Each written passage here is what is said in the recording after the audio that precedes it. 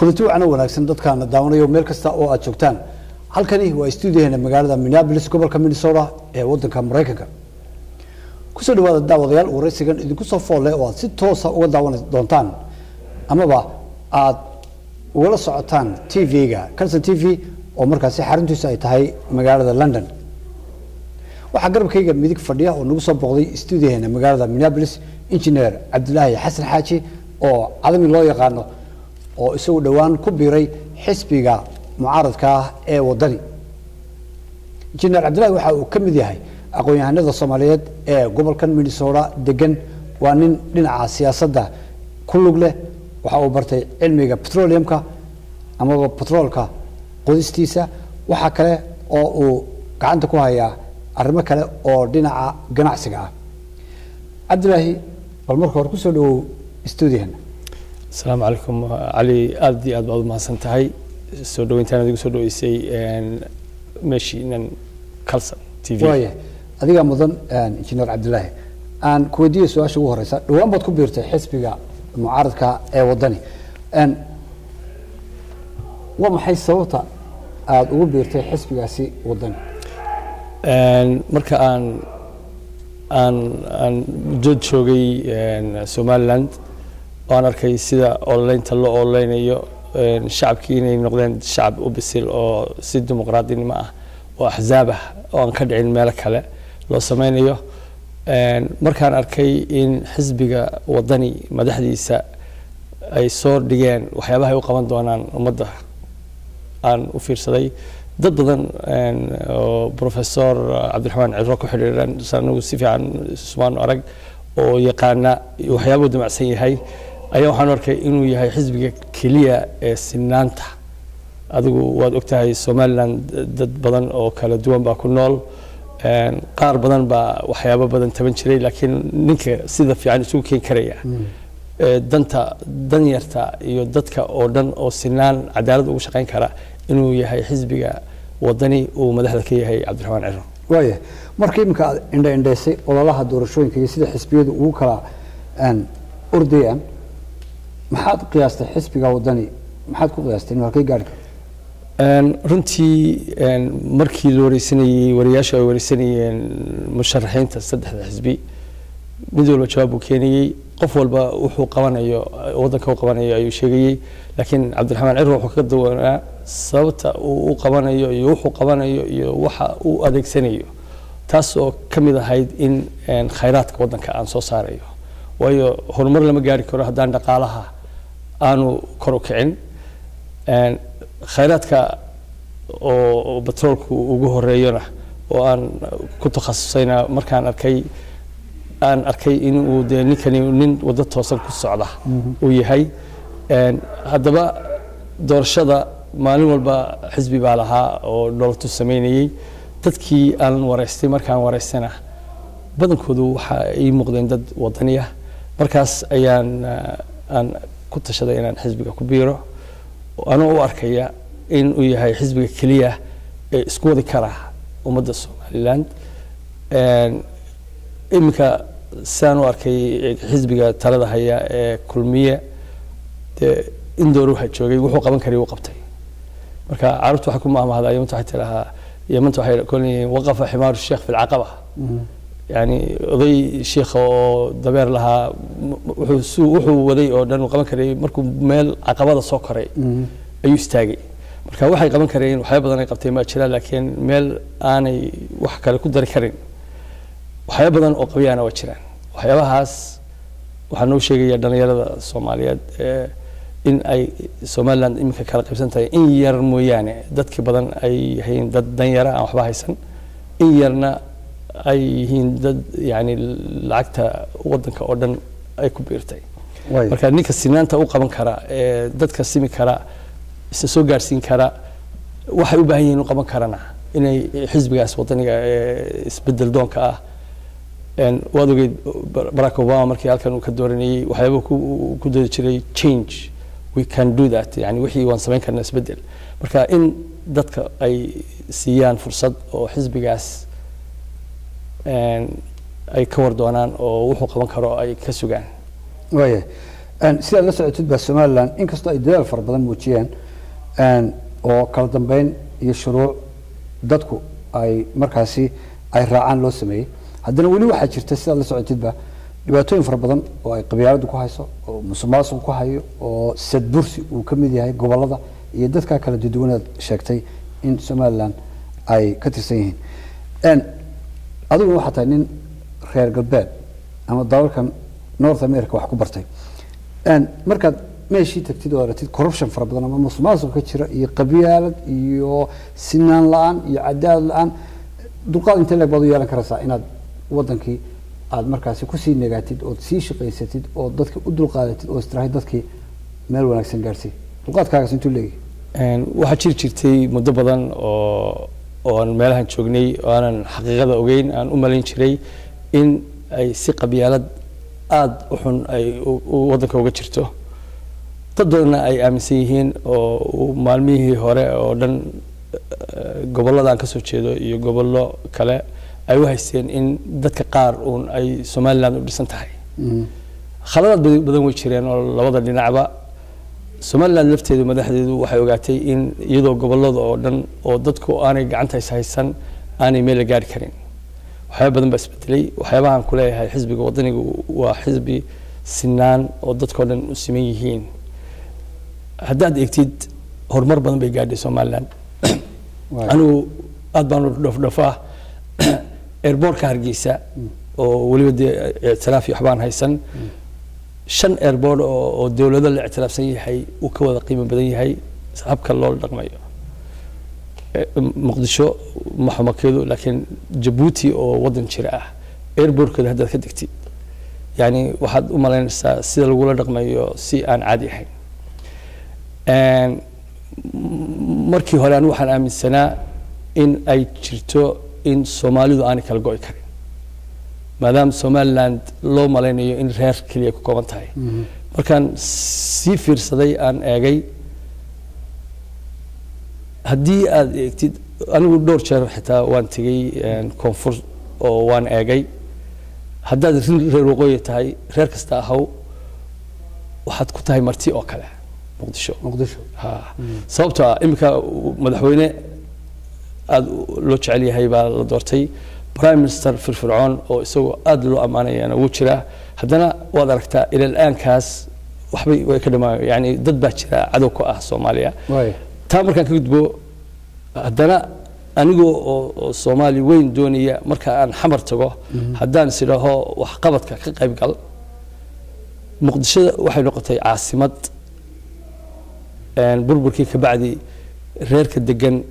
oo kaliya uu moodayo in dawladdii dhammaydna uu isagu soo doona ka yeeli karayo marka haddaad reer waqooyi iminka professor Samatar waxa uu sheegi jiray wuxuu yidhi laba reer ayaa ka taliya waa runtii aan markii hore waxaan ahaa dadkii lahaa professorku markii wuxuu doonayay waayey ayuu soo xanaaqay waa run laba reer baa ka taliya laakiin wuxuu ka ilaabay inuu ku daro labada reer uu sheegay oo daarood iyo hawiye ah labaduba waqooyi way degan yihiin kama tirsana groupkaas ninka hawiye degan daarood baa jira waqooyi maamulka uu leeyahay laba reer baa jira reer rajana kama qabaan daaroodka waqooyigaana martibay ku yihiin xamar marka waa sugu mid xamar marka la joogo waa sugu mid adigu laba reer haysteen oo aanay ku jirin marka taasi waxay ku geeysiisay waxay ku tustay in midnimadani aanay sii shaqayn karin ay tahay in Somaliland ay gooni u istaagto oo aad ku garab istaagtay midnimadu way sii shaqayn kar lahayd iminka cadow badan bay leedahay Soomaaliya laakiin ilaa dib la isugu noqdo oo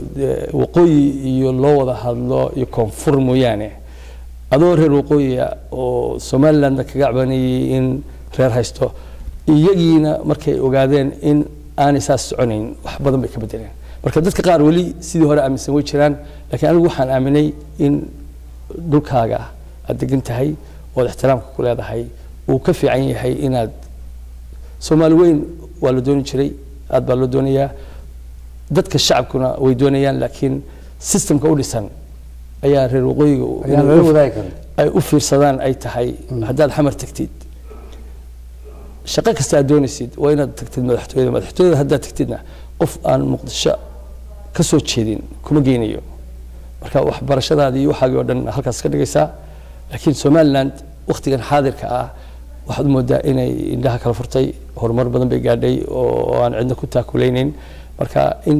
dadka Soomaaliyeed imikana doorashada sida ay u dhacayaan waa si dimuqraadi ah waxaan kula talin lahaa dhalinyarada u baahan in horumarku halkii ka socdo in xisbiga kan wadaniga ay siiyaan kalsooni dheeraada oo madaxdooduna ay ka shaqeynayso inay sinaan mar walbana haddaan isku duubnayn shacabka Somaliland oo qabiil kasta leh wax cidna u hagaagaya ma jiro meel kalena waxay noo jiraan Cabdillah cilmiga aad soo baratay haddii aad wadankii kulin noqoto maxaad sidaad u faa'iideysid ummadda aad u tagaysid horta cilmiga anigu soo bartay waxa weeyaan petroleumka waxaadna moodaa in Somaliland ama Soomaaliya ama dadka ay cadow badan jiraan oo aan doonayn in khayraadka wadanka la soo saaro waayo dawladaha horumaray waxay jecel yihiin in dawladaha aanay dhaqaalaha kor u kicin si aanay uga maarmin haddii sida xisbiga wadanigu leeyahay khayraadkan soo saaraya xagga petroolka waxaan jeclaan lahaa in aan wixii aan ka qaban karo oo de waajib muwaadin ah aan ka qaban karo aan ka qabto arintaas oo aad u adag maadaam carabtu waxay yiraahdaan xaamiyaha xaraamiyaha dadkan beesha caalamka le waxbaan caawinayna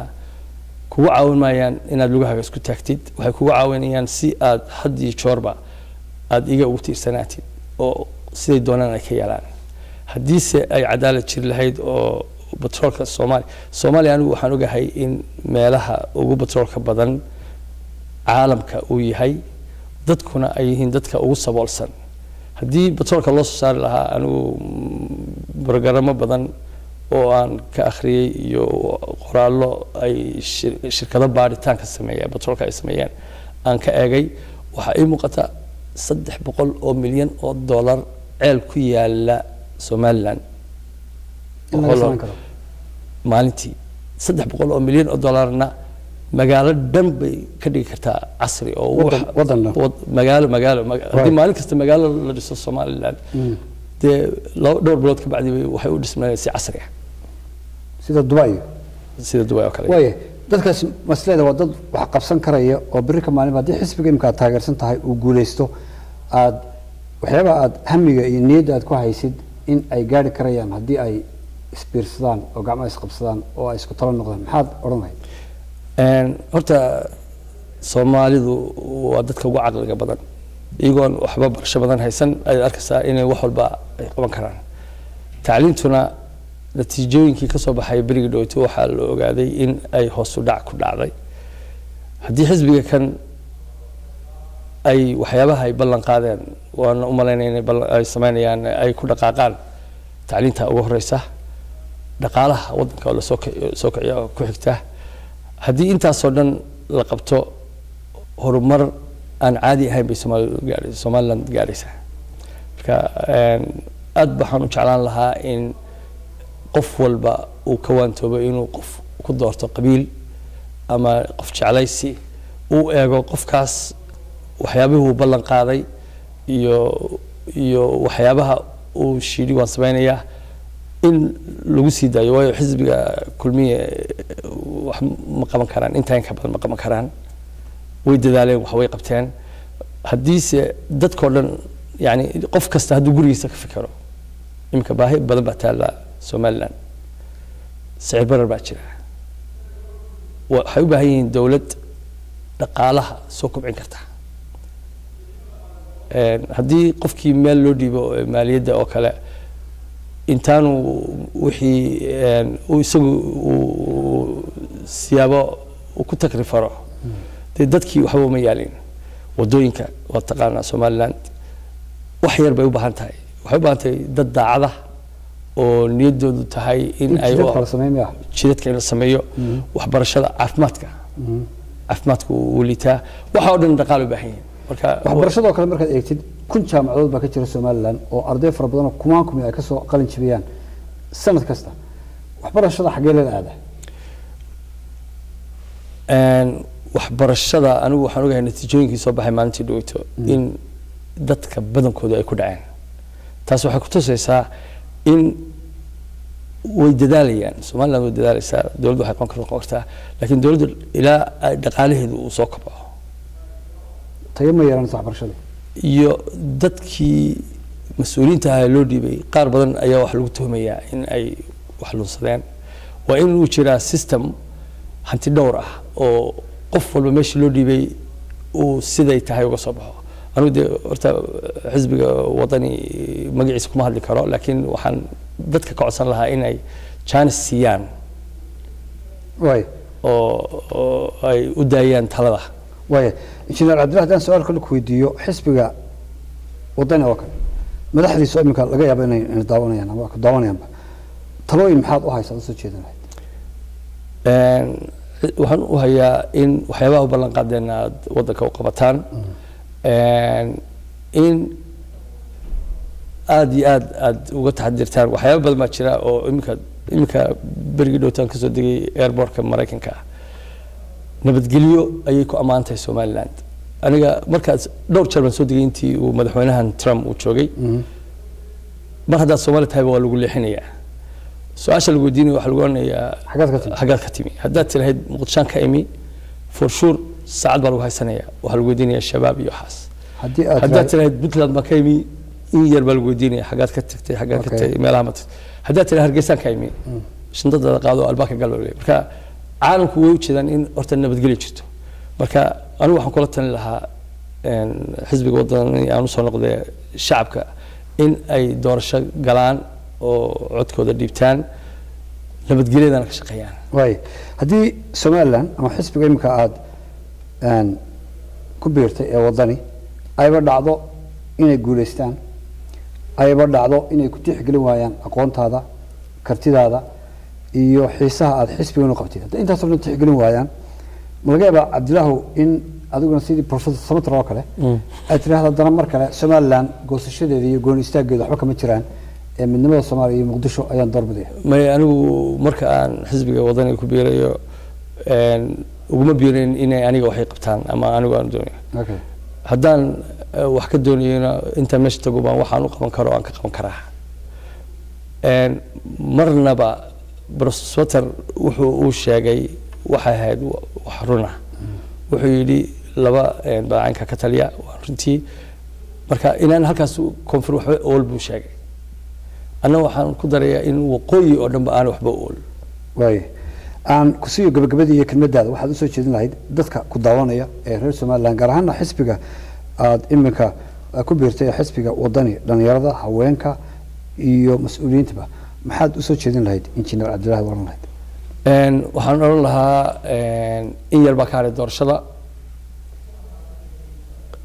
sanaag baan joogay waan arkay madaxda xisbiga wadani halganka ku jira wada si fiican wada hawshoodana way wataan waxyaabaha ballan qaadeen hadhowto ka rumeeya wayna cadaalad ku dhacda doorashadu natiijadana haddii cadaalad ku dhacdo oo si dimuqraadnimo ku dhacdo inay aqbalaan wadanka waxa ugu daran in foolxumo ka dhacdo doorashada ka bacdi commissionerka doorashada dad fiican baa haya iyaguna inay ka ilaaliyaan in wax si noqdaan aan kula talin lahaa iyagana wagaag aad iyo aad baad mahadsan tahay kaasina daawadeel waxa uu ahaa injineer Cabdillah Xasan Xaaji oo cadmi loo yaqaano oo ah nin aqoon-yahana oo degan gobolkan Minnesota dhinaca kale Cabdillah waa nin siyaasi ah oo isla markaasi ah ganacsade gaarkiisa u shaqeysta waxa uu ku biiray xisbiga wadani dhawaan kadib markii uu muddo u fadhiyay bal geesta uu raaci lahaa isagoo markaasi ii sheegay in uu doonayo xoogiisa iyo aqoontiisa iyo naftiisaba in uu u huro dhulkii iyo dadkii uu ka yimid tan iyo kulankeena dambe daawadayaal barnaamijkan oo kale intaynu dib u kulmi doono waa Cali Xaraari oo dhamaantiin mid kaga tagaya sidaa iyo nabad geliyo aad iyo aad baad mahadsantahay injineer Cabdillah aad baad mahadsantahay Cali